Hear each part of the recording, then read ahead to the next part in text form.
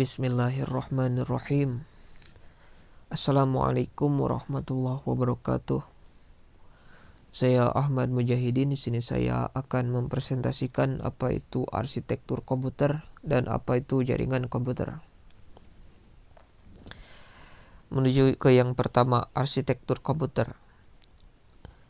Arsitektur komputer adalah konsep perencanaan dan struktur pengoperasian dasar dari suatu sistem komputer. Arsitektur komputer adalah bagian yang lebih cenderung pada kajian atribut-atribut sistem komputer yang terkait dengan seorang programmer. Dapat dikatakan, seorang programmer akan selalu berkaitan dengan arsitektur komputer. Untuk contohnya seperti set instruksi, kemudian aritmetika yang digunakan, kemudian teknik pengelamatan, kemudian mekanisme input atau outputnya.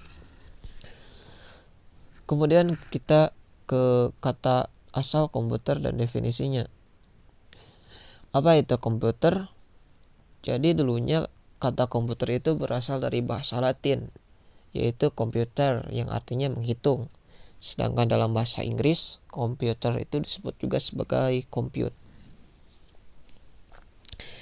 Kemudian untuk definisinya, yaitu definisi komputer adalah sekumpulan alat elektronik yang saling bekerja sama, dapat menerima data atau input, dapat mengolah data atau proses, dan dapat memberikan informasi atau output, serta terkoordinasi di bawah kontrol program yang tersimpan di memorinya. Kemudian kita ke fungsi komputer. Jadi untuk setiap komputer memiliki 4 fungsi yang sama, yaitu sebagai fungsi pengolahan data atau data processing, kemudian sebagai fungsi penyimpanan data atau data storage, kemudian sebagai fungsi pemindahan data atau data movement, kemudian yang terakhir pastinya pasti ada fungsi kendali atau fungsi kontrol. Kemudian ke konsep arsitektur komputer, struktur dan fungsi komputer. Untuk strukturnya adalah susunan yang menggambarkan hubungan antar komponen dalam sebuah sistem. Contohnya yang pertama, sebuah komputer memiliki struktur CPU atau Central Processing Unit, kemudian memiliki main memory atau memori utama, kemudian memiliki input-output, dan memiliki bus. Dan yang kedua adalah sebuah magnetic disk memiliki struktur alamat yang terdiri dari track dan sector. Kemudian untuk fungsinya sendiri adalah operasi yang bisa dilakukan oleh komponen-komponen sebuah sistem. Contohnya, komputer memiliki fungsi 4 yang tadi, yaitu fungsi data processing, kemudian data movement, data storage, dan control. Kemudian kita ke struktur dasar komputer. Untuk yang pertama kita ke struktur dasar CPU atau Central Processing Unit. CPU ini berfungsi sebagai pengontrol operasi komputer dan pusat pengolahan fungsi-fungsi komputer. Kemudian kita ke struktur dasar memori utama. Jadi di memori utama ini berfungsi sebagai tempat penyimpanan data. Kemudian kita ke struktur dasar input atau output. Ini berfungsi memindahkan data dari dalam atau ke lingkungan luar atau perangkat lainnya. Kemudian ada juga sistem interconnection. Sistem interconnection ini berfungsi sebagai sistem yang menghubungkan antara CPU, memori utama, dan juga input atau output. Jadi sistem interconnection ini berkaitan dengan 3 struktur dasar komputer di atas. Kemudian kita masuk ke bagian struktur dasar CPU. Terdapat 3 bagian, antara lain yang pertama ada control unit, yang kedua ada arithmetic and logic unit, dan yang ketiga ada register. Semuanya memiliki peran masing-masing. Untuk control unit berfungsi untuk mengontrol operasi CPU dan mengontrol komputer secara keseluruhan. Kemudian ada arithmetic and logic unit, yang ini berfungsi untuk membentuk fungsi-fungsi pengolahan data komputer. Kemudian yang ketiga ada register. Ini berfungsi sebagai penyimpan internal bagi CPU. Kemudian kita ke struktur dasar control unit. Terdapat 3 bagian, yaitu yang pertama sequencing logis, yang kedua register dan decoder, dan yang ketiga ada control memory. Untuk sequencing logisnya, yaitu bagian yang berfungsi untuk menangani sinyal-sinyal pengendali. Kemudian yang kedua untuk register dan decoder adalah bagian yang berfungsi untuk melakukan decoding atau penerjemahan sandi instruksi agar dapat segera dieksekusi. Dan yang ketiga adalah control memory, yaitu adalah bagian yang digunakan oleh control unit untuk menyimpan parameter-parameter pengendalian.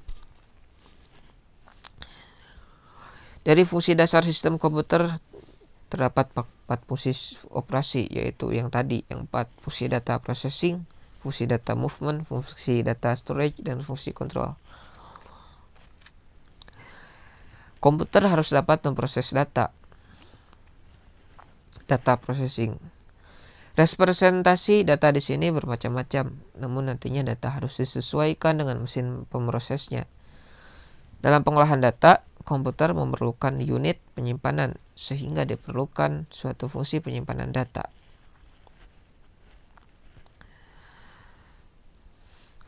Kemudian dalam interaksi dengan dunia luar sebagai fungsi pemindahan diperlukan antarmuka atau interface.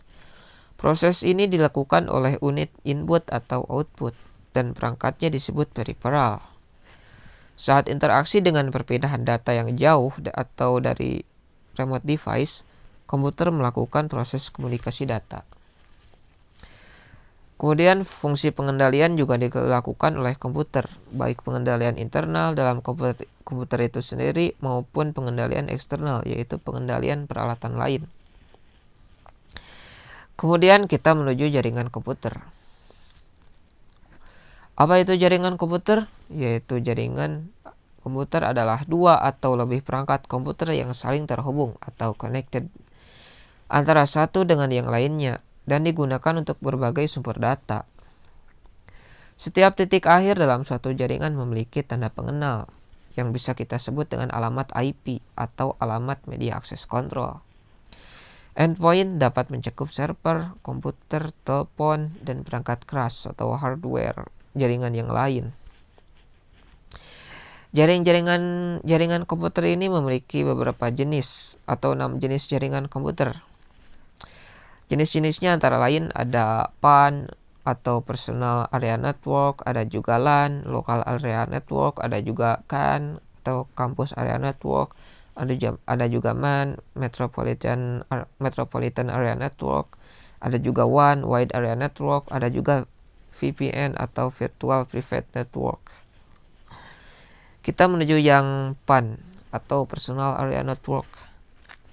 Jenis jaringan ini mencakup wilayah yang kecil, misalnya pada area kantor dan rumah. Jenis jaringan ini biasanya digunakan untuk kepentingan internet saja. Kemudian yang kedua ada LAN atau Local Area Network. Jenis jaringan ini berfungsi untuk menghubungkan perangkat jaringan dalam kondisi jaringan jenis jaringan ini berfungsi untuk menghubungkan perangkat jaringan dalam kondisi jangkauan yang relatif kecil. Contoh penerapan LAN yaitu sistem jaringan pada sekolah. Kemudian yang ketiga ada CAN atau Campus Area Network. Jaringan ini hampir memiliki kesamaan dengan MAN. Atau kita ke MAN yang dulu. Jadi MAN atau Metropolitan Area Network. MAN ini adalah jaringan yang menghubungkan antara satu perangkat ke perangkat lain dalam ruang lingkup kota pada jaringan yang sama. Jenis jaringan ini lebih besar dari jaringan LAN.